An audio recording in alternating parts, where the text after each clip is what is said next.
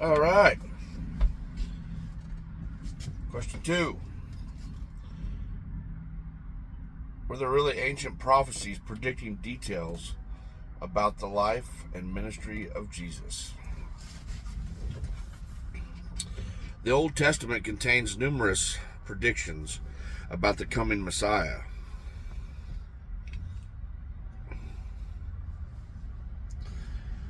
And when you piece them all together, they create a fingerprint of who he would be and what he would do.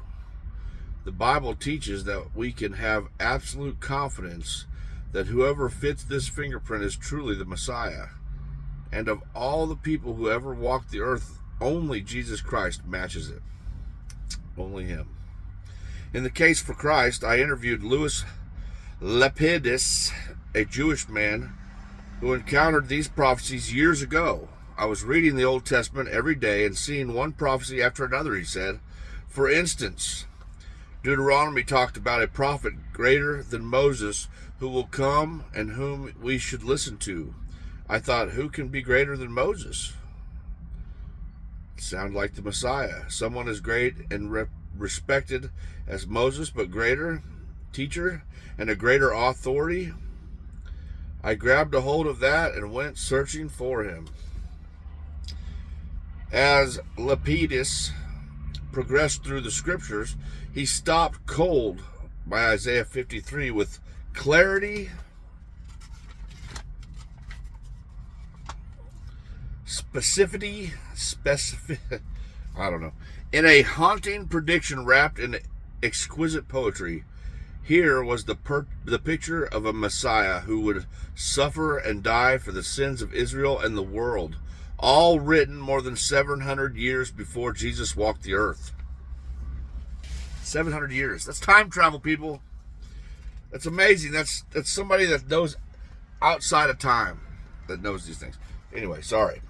He was despised and rejected by mankind, a man of suffering and familiar with pain, like one from whom people hide their faces. He was despised, and we held him in low esteem.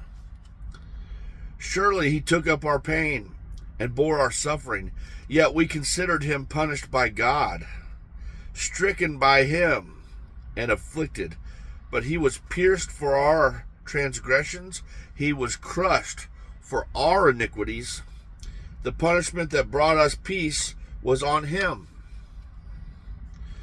and by his wounds we are healed. We all like sheep have gone astray. Each of us has turned to our own way, and the Lord has laid on him the iniquity of us all.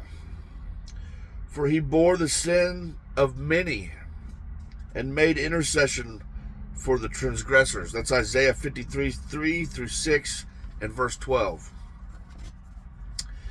Instantly, Lepidus recognized this as a portrait of Jesus of Nazareth. He began to understand the paintings he had seen as a child, the suffering Jesus, crucified Jesus, the Jesus who had been pierced for our transgressions as he bore the sins of many. Over and over, Lepidus would come upon prophecies in the Old Testament, more than 24 major predictions in all. Isaiah revealed the manner of the Messiah's birth, of a virgin, Isaiah 7:14. Micah pinpointed the place of his birth, Bethlehem, Micah 5:2. Genesis and Jeremiah specified his ancestry, a descendant of Abraham, Isaac, and Jacob from the tribe of Judah, the house of David. Genesis 21:12, 49, 8 through 12, Jeremiah 23, 5 and 6. The Psalms foretold of his betrayal, his accusation by his accusations by false witnesses, his manner of death, pierced in the hands and feet. Although crucifixion hadn't even been invented yet, Psalms 22, and his resurrection, he would not decay but would ascend on high, Psalm 16:10. And on, each one chipped away at Lepidus' skepticism about Jesus. I hope I'm saying that guy's name right. Until he was finally willing to take a drastic step. One night, the Mojave Desert, he cried out, God, I've got to come to the end of this struggle. I have to know beyond a shadow of a doubt that Jesus is Messiah. I need to know that you, as the God of Israel, want me to believe this. God gave Lepidus the certainty he was looking for. So he received the forgiveness and leadership of Christ and began following him from the time forward. Lepidus later married Deborah, another Jewish follower of Jesus, and together they founded a fellowship of Jesus and Gentile believers where he served as the pastor for many years. The Messianic prophecies played a huge role in leading Lepidus to faith in Christ, and they were compelling to me when I encountered them as well.